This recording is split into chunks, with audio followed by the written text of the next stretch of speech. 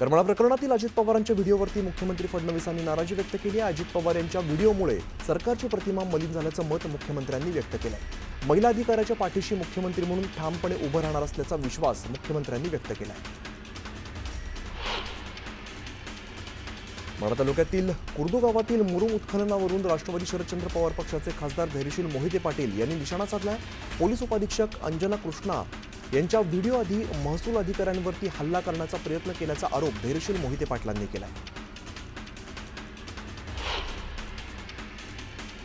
मुरुम कारवाई विरोधात कुर्डू गावामध्ये सर्वपक्षीय बैठक पार पडली। या बैठकीतील एक व्हिडिओ सध्या व्हायरल होतोय। मुरुम कारवाई दरम्यानचा व्हिडिओ व्हायरल करणाऱ्यांची चौकशी करू, त्याचा कार्यक्रम करू असा नितीन जगताप यांचा नवा व्हिडिओ सध्या व्हायरल झाला। त्यामुळे आता नवा वाद निर्माण होण्याची शक्यता आहे। ओबीसींच्या मागण्यांसंदर्भात मुंबईतील सह्याद्री अतिथीगृहावरती बैठक पार पडली। मंत्री चंद्रशेखर बावनकुळेंसह ओबीसी महासंघाच्या शिष्टमंडळाने बैठकीला हजेरी लावली। ज्यांना कोर्टात जायचंय त्यांनी जावं, आंदोलन करायचंय त्यांनी करावं असं बबनराव तायवाडे म्हणाले। तर ओबीसींच्या आरक्षणावरती मराठा समाजासाठी काढलेला GR कोणताही परिणाम होणार नसल्याचं अतुल सावे म्हणाले।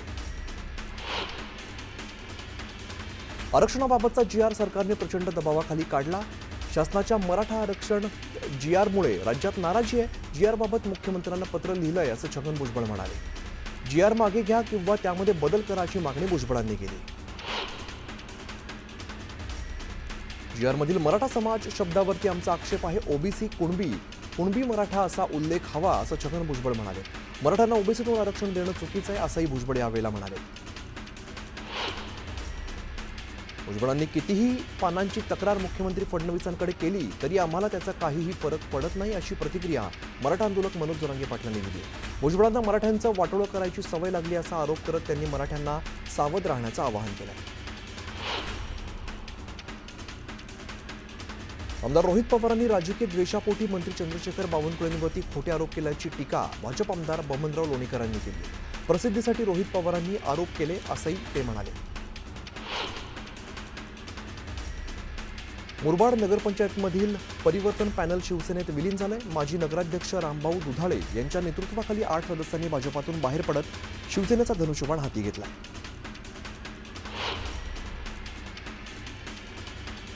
आयुष कोमकर हत्या प्रकरणातील 6 आरोपींना पोलीस कोठडी सुनावण्यात आली। 15 सप्टेंबरपर्यंत आरोपींना पोलीस कोठडी सुनावण्यात आली। पुण्यामध्ये 4 दिवसांपूर्वी आयुष कोमकरची आंदेकर टोळीने हत्या केली होती। गोकुळ दूध संघाची सभा यावर्षी सुद्धा वादळी झाली। गोंधळातच सर्व विषय मंजूर करण्यात आले। संचालकांची संख्या 21 वरून 25 करण्याचा ठराव मंजूर करण्यात आला। तर शौमिका महाडिक यांनी मात्र याला तीव्र विरोध केला। मराठा आरक्षणासंदर्भातील GRची अंमलबजावणी करण्यास थोडा कालावधी लागेल हे मनोज जरांगेंनी समजून घ्यावं अशी विनंती राधाकृष्ण विखे पाटलांनी केली। कोणताही दबाव सरकारवरती नव्हता, विचार करून निर्णय घेतलाय, त्यामुळे भुजबळांना भेटून त्यांचा गैरसमज दूर करणार असंही विखे पाटील म्हणाले। सत्ताधारी भाजपाची आरक्षण देण्याची इच्छा नाही, सगळ्यांना झुलवत ठेवण्याचा त्यांचा प्लॅन आहे असा आरोप महादेव जानकरांनी केलाय। ओबीसींच्या ताटातलं सरकारने ओरबाडून घेऊ नये असंही ते म्हणाले।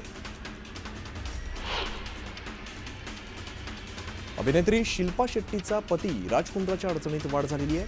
60 कोटींच्या फसवणूक प्रकरणात राज कुंद्राला मुंबई पोलिसांच्या आर्थिक गुन्हे शाखेने समन्स बजावले। राजला 15 सप्टेंबर रोजी चौकशीसाठी बोलवण्यात आले। माओवाद्यांचा सर्वोच्च नेता बसवराजूच्या मृत्यूनंतर माओवाद्यांच्या देशभरातल्या संघटनेचं सर्वोच्च नेतृत्व जहाल माओवादी देवजी उर्फ संजीवकडे देण्यात आलेलं आहे। तिपिरी तिरुपती उर्फ देवजीकडे माओवाद्यांच्या केंद्रीय समितीच्या सरचिटणीस पदाची जबाबदारी देण्यात आली।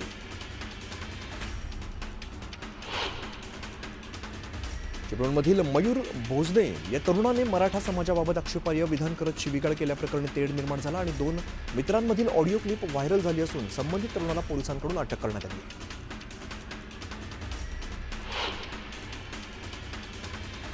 बीडच्या परळी रेल्वे स्टेशन परिसरामध्ये 6 वर्षीय मुलीवरती अत्याचार झालेला होता। या घटनेच्या निषेधार्थ अंबाजोगाई उपविभागीय कार्यालयावरती निषेध मोर्चा काढण्यात आला। आरोपीवरती जलदगती न्यायालयात खटला चालवून फाशीची शिक्षा देण्याची मागणी करण्यात आली।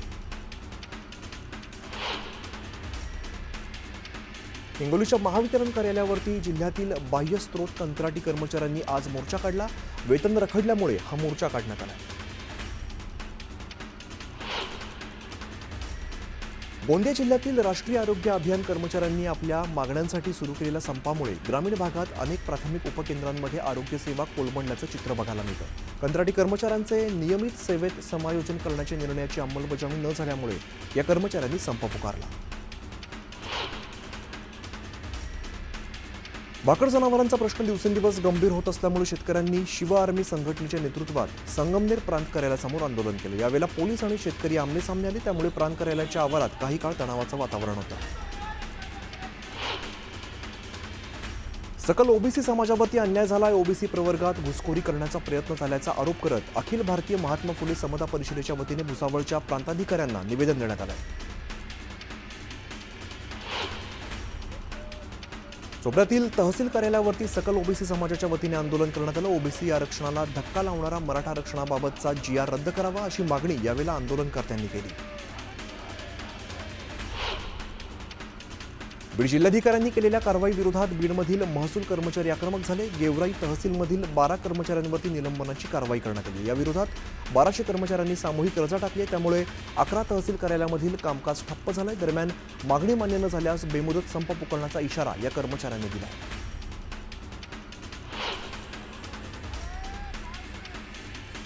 हिंगोली शहर आणि परिसरात जोरदार पाऊस झाला. पावसामुळे इसापूर गावाजवळून वाहणाऱ्या ओढ्याला पूर आलाय. पुलावरून पाणी वाहू लागल्यामुळे शेतातून परतणाऱ्या शेतकऱ्यांना तात्काळ उभं राहावं लागलं.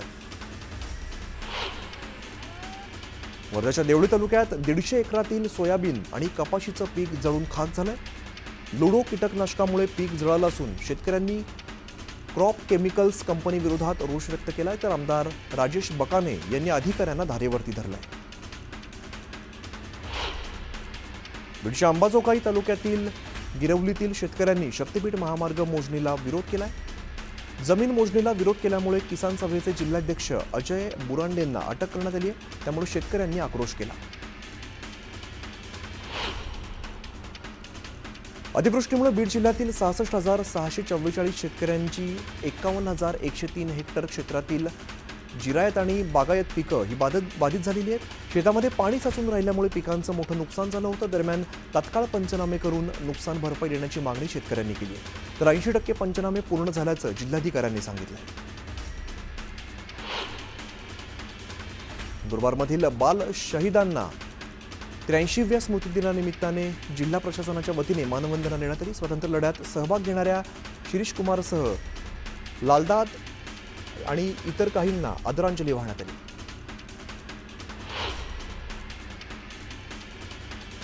सांगलीमध्ये हिंदू मुस्लिम ऐक्याचं दर्शन घडून आलंय. उंट, घोडे आणि बैलगाडीसह पारंपरिक वेशभूषेत ईद निमित्ताने मिरवणूक काढण्यात आली. यावेळेला मराठा समाजाकडून पुष्पवृष्टी करत मिरवणुकीचं स्वागत करण्यात आलं.